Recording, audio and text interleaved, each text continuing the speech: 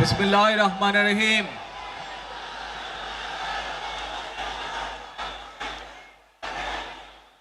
প্রিয় বাংলাদেশ, উপস্থিত প্রিয় মুরব্বীবর্গ, মঞ্চে উপস্থিত জাতীয় নেতৃবৃন্দ, আমার সামনে উপস্থিত প্রিয় ভাই ও বোনেরা এবং মিডিয়ার মাধ্যমে সমগ্র বাংলাদেশ থেকে যারা দেখছেন এই অনুষ্ঠান, প্রিয় ভাই বোনেরা, প্রিয় মা বোনেরা, আসসালামু আলাইকুম। প্রিয় ভাই বোনেরা, আজ প্রথমেই আমি রব্বুল আলামিনের দরবারে হাজারো লক্ষ কোটি শুকরিয়া জানাতে চাই। রব্বুল আলামিনের অশেষ রহমতে আজ আমি আমার প্রিয় মাতৃভূমিতে ফিরে আসতে পেরেছি আপনাদের দোয়ায়। আপনাদের মাঝে প্রিয় ভাই বোনেরা, আমাদের এই প্রিয় মাতৃভূমি 1971 সালে লাখো শহীদের রক্তের বিনিময়ে অর্জিত হয়েছিল। ঠিক একইভাবে 75-এ আবার 7ই নভেম্বর আধিপত্যবাদীদের হাত থেকে রক্ষার জন্য সেদিন সিপাহী জনতার বিপ্লবের মাধ্যমে আধিপত্যবাদের হাত থেকে দেশকে রক্ষা করা হয়েছিল। একইভাবে পরবর্তীতে 90-এ স্বৈরাচারের বিরুদ্ধে এদেশের জনগণ, এদেশের খেটে খাওয়া মানুষ তাদের গণতান্ত্রিক অধিকারকে ছিনিয়ে এনেছিল। কিন্তু তারপরেও ষড়যন্ত্রকারীদের ষড়যন্ত্র থেমে থাকেনি। আমরা তারপর দেখেছি 2024 সালে, 71 সালে এই দেশের মানুষ যেমন স্বাধীনতা অর্জন করেছিল, 2024 সালে এদেশের ছাত্র জনতা সহ সর্বস্তরের মানুষ, কৃষক, শ্রমিক, গৃহবধূ, নারী, পুরুষ, মাদ্রাসার ছাত্র সহ দলমত নির্বিশেষে, শ্রেণী পেশা নির্বিশেষে সকল মানুষ সেদিন 2024 সালের 5ই আগস্ট এই দেশের স্বাধীনতা এবং সার্বভৌমত্বকে রক্ষা করেছিল। প্রিয় ভাই বোনেরা, আজ বাংলাদেশের মানুষ কথা বলার অধিকার ফিরে পেতে চায়। তারা তাদের গণতান্ত্রিক অধিকার ফিরে পেতে চায়। বাংলাদেশের মানুষ চায় তারা তাদের যোগ্যতা অনুযায়ী ন্যায্য অধিকার পাবে। প্রিয় ভাই বোনেরা, আজ আমাদের সময় এসেছে সকলে মিলে দেশ গড়ার। এই দেশে যেমন পাহাড়ের মানুষ আছে, এই দেশে একইভাবে সমতলের মানুষ আছে। এই দেশে মুসলমান, বৌদ্ধ, খ্রিস্টান, হিন্দু সহ বিভিন্ন ধর্মের মানুষ বসবাস করে। আমরা চাই সকলে মিলে এমন একটি বাংলাদেশ গড়ে তুলব আমরা, যেই বাংলাদেশের স্বপ্ন একজন মা দেখেন, অর্থাৎ একটি নিরাপদ বাংলাদেশ আমরা গড়ে তুলতে চাই। যে বাংলাদেশে একজন নারী, একজন পুরুষ, একজন শিশু যেই হোক না কেন নিরাপদে ঘর থেকে বের হলে নিরাপদে ইনশাআল্লাহ ঘরে আবার ফিরে আসতে পারে। প্রিয় ভাই বোনেরা, এই দেশের জনসংখ্যার অর্ধেক নারী, 4 কোটিরও বেশি তরুণ প্রজন্মের সদস্য, 5 কোটির মতন শিশু, 40 লক্ষের মতন প্রতিবন্ধী মানুষ রয়েছেন, কয়েক কোটি কৃষক, শ্রমিক রয়েছেন। এই মানুষগুলোর একটি প্রত্যাশা আছে এই রাষ্ট্রের কাছে, এই মানুষগুলোর একটি আকাঙ্ক্ষা আছে এই দেশের কাছে। আজ আমরা সকলে যদি ঐক্যবদ্ধ হই, আজ আমরা যদি সকলে প্রতিজ্ঞাবদ্ধ হই, তাহলে আমরা এই লক্ষ কোটি মানুষের সেই প্রত্যাশাগুলো পূরণ করতে পারি ইনশাআল্লাহ। প্রিয় ভাই বোনেরা, ৭১ সালে আমাদের শহীদরা নিজের জীবন উৎসর্গ করেছিলেন এই রকম একটি বাংলাদেশ গঠনের জন্য। বিগত 15 বছর স্বৈরাচারের বিরুদ্ধে শত শত হাজারো গুম খুনের শিকার হয়েছে শুধু রাজনৈতিক দলের সদস্য নয়, নিরীহ মানুষের প্রতিবাদ করতে গিয়ে অত্যাচার নির্যাতনের শিকার হয়েছে, জীবন দিয়েছে। 2024 সাল মাত্র সেদিনের ঘটনা। কিভাবে আমরা দেখেছি আমাদের তরুণ প্রজন্মের সদস্যরা কিভাবে নিজের জীবন উৎসর্গ করেছে দেশের এই স্বাধীনতা এবং সার্বভৌমত্বকে রক্ষা করার জন্য। প্রিয় ভাই বোনেরা, কয়েকদিন আগে এই বাংলাদেশের 24-এর আন্দোলনের এক সাহসী প্রজন্মের এক সাহসী সদস্য ওসমান হাদিকে হত্যা করা হয়েছে। ওসমান হাদি শহীদ হয়েছে। প্রিয় ভাই বোনেরা, ওসমান হাদি চেয়েছিল এই দেশের মানুষের জন্য গণতন্ত্র প্রতিষ্ঠিত হোক, এই দেশের মানুষের গণতান্ত্রিক অধিকার প্রতিষ্ঠিত হোক, এই দেশের মানুষ তাদের গণতান্ত্রিক এবং অর্থনৈতিক অধিকার ফিরে পাক।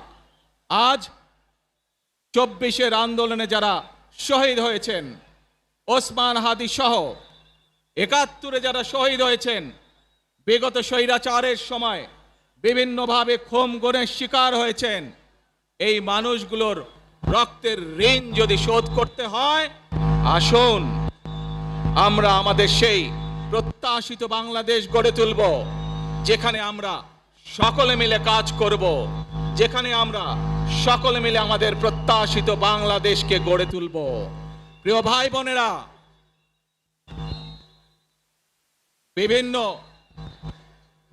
আধিপত্যবাদ শক্তির গুপ্তচরেরা বিভিন্নভাবে ষড়যন্ত্রে এখন লিপ্ত রয়েছে। আমাদেরকে ধৈর্যশীল হতে হবে, আমাদেরকে ধৈর্য ধারণ করতে হবে। বিশেষ করে তরুণ প্রজন্মের যে সদস্যরা আছেন, আপনারাই আগামী দিন দেশকে নেতৃত্ব দেবেন, দেশকে গড়ে তুলবেন। এই দায়িত্ব তরুণ প্রজন্মের সদস্যদেরকে আজ গ্রহণ করতে হবে, যাতে করে এই দেশকে আমরা সুন্দরভাবে গড়ে তুলতে পারি। শক্ত ভিত্তির উপরে গণতান্ত্রিক ভিত্তি, শক্তিশালী অর্থনৈতিক ভিত্তির উপরে যাতে এই দেশকে আমরা গড়ে তুলতে পারি। প্রিয় ভাই বোনেরা, আমার সাথে আজকে মঞ্চে এখানে বহু জাতীয় নেতৃবৃন্দ বসে আছেন। আসুন আজকে আমরা দুহাত তুলে আল্লাহর দরবারে দোয়া করে আল্লাহর রহমত আমরা চাই। যে সকল জাতীয় নেতৃবৃন্দ এই মঞ্চে আছেন, মঞ্চের বাইরে যে সকল জাতীয় আরো নেতৃবৃন্দ আছেন, আমরা সকলে মিলে এই দেশকে নেতৃত্ব দিয়ে আমাদের বাংলাদেশের জনগণের প্রত্যাশিত সেই বাংলাদেশকে আমরা গড়ে তুলতে চাই। আমাদেরকে যে কোনো মূল্যে আমাদেরকে এই দেশের শান্তি শৃঙ্খলা রক্ষা করতে হবে। যে কোনো উস্কানির মুখে আমাদেরকে ধীর শান্ত থাকতে হবে। প্রিয় ভাই বোনেরা, আমরা দেশের শান্তি চাই, আমরা দেশের শান্তি চাই, আমরা দেশের শান্তি চাই। প্রিয় ভাই বোনেরা, মার্টিন লুথার কিং নাম শুনেছেন না আপনারা? নাম শুনেছেন তো আপনারা? মার্টিন লুথার কিং, তার একটি বিখ্যাত ডায়লগ আছে, আই হ্যাভ এ ড্রিম। আজ এই বাংলাদেশের মাটিতে দাঁড়িয়ে আপনাদের সকলের সামনে আমি বলতে চাই, বাংলাদেশ জাতীয়তাবাদী দলের একজন সদস্য হিসাবে আপনাদের সামনে আমি বলতে চাই, I have a plan for the people of my country, for my country. আজ এই পরিকল্পনা দেশের মানুষের স্বার্থে, দেশের উন্নয়নের জন্য, দেশের মানুষের ভাগ্যের পরিবর্তনের জন্য যদি সেই প্ল্যান, সেই কার্যক্রম, সেই পরিকল্পনাকে বাস্তবায়ন করতে হয়, প্রিয় ভাই বোনেরা, এই জনসমুদ্রে যত মানুষ উপস্থিত আছেন, এই সারা বাংলাদেশে গণতন্ত্রের শক্তি যত মানুষ উপস্থিত আছেন, প্রত্যেকটি মানুষের সহযোগিতা আমার লাগবে। প্রত্যেকটি মানুষের সহযোগিতা আমাদের লাগবে। আপনারা যদি আমাদের পাশে থাকেন, আপনারা যদি আমাদেরকে সহযোগিতা করেন, ইনশাআল্লাহ আমরা আই হ্যাভ এ প্ল্যান বাস্তবায়ন করতে সক্ষম হব। আসুন আমরা আল্লাহ রব্বুল আলামিনের দরবারে হাত তুলে প্রার্থনা করি, আমরা যেন, হে রব্বুল আলামিন, হে একমাত্র মালিক, হে একমাত্র পরওয়ারদিগার, হে একমাত্র রহমত দানকারী, হে একমাত্র সাহায্যকারী, আজ আপনি যদি আমাদেরকে রহমত দেন, তাহলে আমরা এই দেশের মানুষ কঠোর পরিশ্রম করার মাধ্যমে আমাদের প্রত্যাশিত বাংলাদেশকে গড়ে তুলতে পারবো। আজ যদি আল্লাহর রহমত এই দেশ এবং এই দেশের মানুষের পক্ষে থাকে, আল্লাহর সাহায্য, আল্লাহর দয়া এই দেশের মানুষের উপরে, এই দেশের উপরে থাকে, ইনশাআল্লাহ আমরা আমাদের প্রত্যাশিত বাংলাদেশ গড়ে তুলতে সক্ষম হব। প্রিয় ভাই বোনেরা, আজ আসুন আমরা সকলে মিলে প্রতিজ্ঞা করি, আমরা সকলে মিলে প্রতিজ্ঞা করি যে ইনশাআল্লাহ আগামী দিনে দেশ পরিচালনার দায়িত্বে যারা আসবে, আমরা সকলে নবী করিম সাল্লাল্লাহু আলাইহি সাল্লামের যে ন্যায়পরায়ণতা, সেই ন্যায়পরায়ণতার আলোকে আমরা দেশ পরিচালনার সর্বোচ্চ চেষ্টা করব। প্রিয় ভাই বোনেরা, আজ আপনারা জানেন এখান থেকে আমি আমার মা দেশনেত্রী খালেদা জিয়ার কাছে যাব।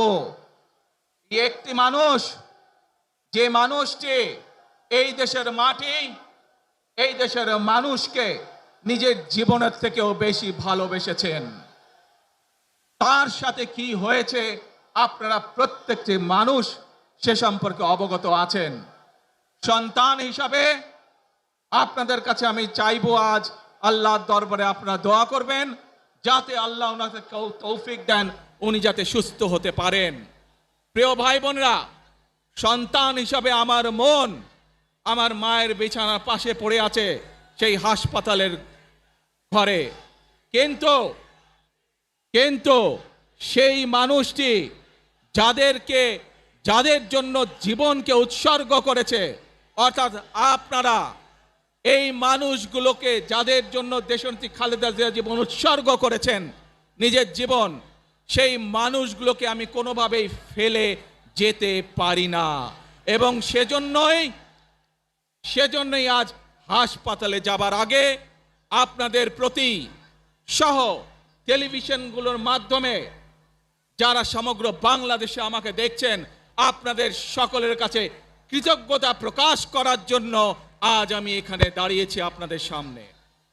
প্রিয় ভাই বোনেরা, আসুন আমাদেরকে আজকে নিশ্চিত করতে হবে, আমরা যে ধর্মের মানুষ হই, আমরা যে শ্রেণীর মানুষ হই, আমরা যে দলেরই রাজনৈতিক দলের সদস্য হই অথবা একজন নির্দলীয় ব্যক্তি হই, আমাদেরকে নিশ্চিত করতে হবে যে কোনো মূল্যে আমরা আমাদের এই দেশের শান্তি শৃঙ্খলাকে ধরে রাখতে হবে। যে কোনো মূল্যে যে কোনো বিশৃঙ্খলাকে পরিত্যাগ করতে হবে।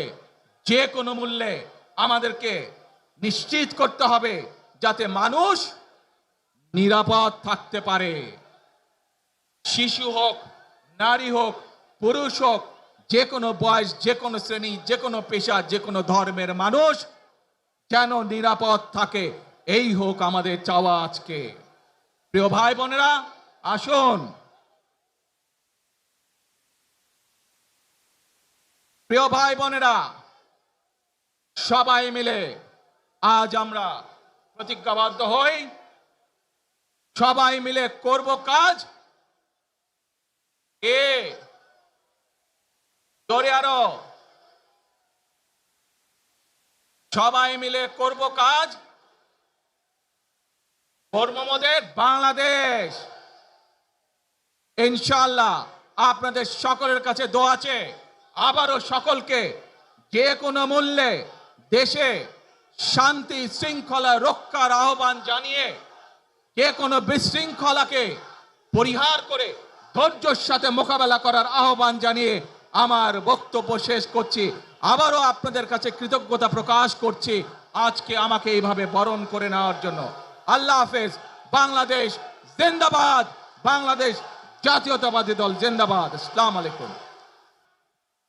মনে রাখবেন, we have a plan, we have a plan for the people and for the country. ইনশাআল্লাহ আমরা সেই প্ল্যান বাস্তবায়ন করব। আল্লাহ হাফেজ।